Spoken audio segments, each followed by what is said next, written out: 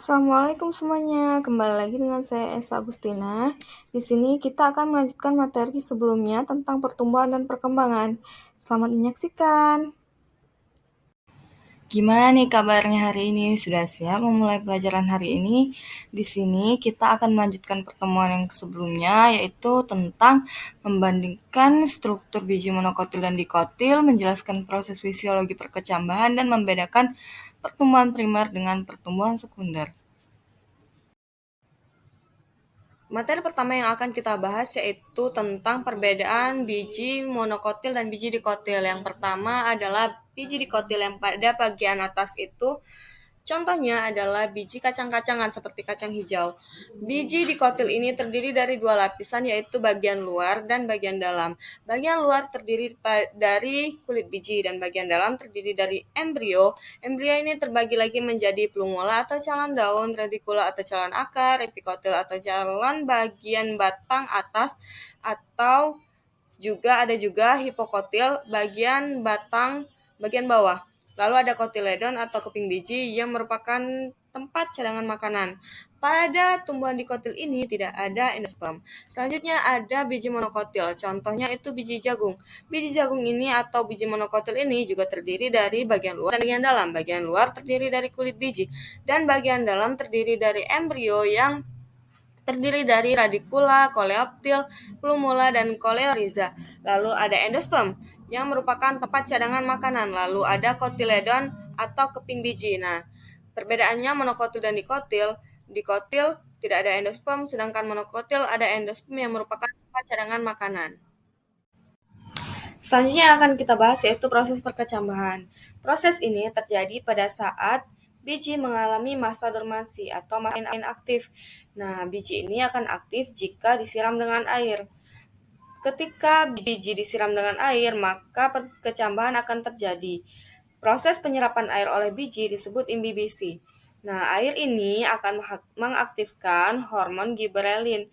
Hormon ini yang akan membantu biji menjadi tumbuhan baru. Hormon giberelin akan mengaktifkan sel-sel pada biji untuk menghasilkan enzim amilase. Enzim amilase ini akan menghasilkan pati dan gula untuk energi pada proses perkecambahan. Lalu akan muncul akar dan tunas dan terjadilah proses pertumbuhan. Perkecambahan sendiri terbagi menjadi perkecambahan hipogeal dan epigeal. Perkecambahan hipogeal itu kotiledonnya tidak ikut keluar pada saat pertumbuhan, sedangkan epigeal kebalikannya. Nah, untuk contohnya, hipogeal itu seperti jagung, sedangkan epigeal itu pada kacang-kacangan. Dan yang terakhir kita akan membahas tentang membedakan pertumbuhan primer dan pertumbuhan sekunder. Pertumbuhan primer adalah pertumbuhan yang terjadi di ujung akar dan ujung batang atau meristematik primer. Lalu ada pertumbuhan sekunder adalah pertumbuhan yang terjadi di kambium atau meristematik sekunder. Pertama yang akan kita bahas yaitu tentang pertumbuhan primer. Pertumbuhan primer terjadi karena adanya aktivitas jaringan apikal atau meristematik primer.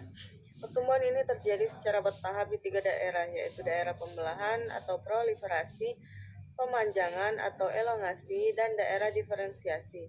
Yang pertama ada daerah pembelahan, berada di ujung akar dan ujung batang.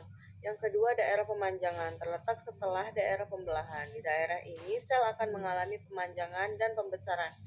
Akibatnya, tumbuhan pun akan menjadi lebih besar dari sebelumnya.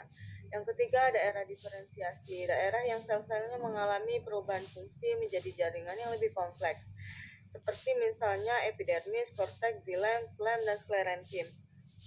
Yang kedua adalah pertumbuhan sekunder. Pertumbuhan sekunder terjadi akibat adanya aktivitas di jaringan kambium atau meristematik sekunder. Pembelahan kambium ke arah luar akan membentuk flem sekunder, sementara pembelahan ke arah dalam akan membentuk xilem sekunder. Pohon-pohon yang ada di sekitar kita diameternya menjadi lebar. Nah, pertumbuhan sekunder inilah penyebabnya. Pembelahan pada jaringan kambium ini akan menyebabkan terjadinya pelebaran batang, pembentukan lingkaran tahun, serta jari-jari empulur.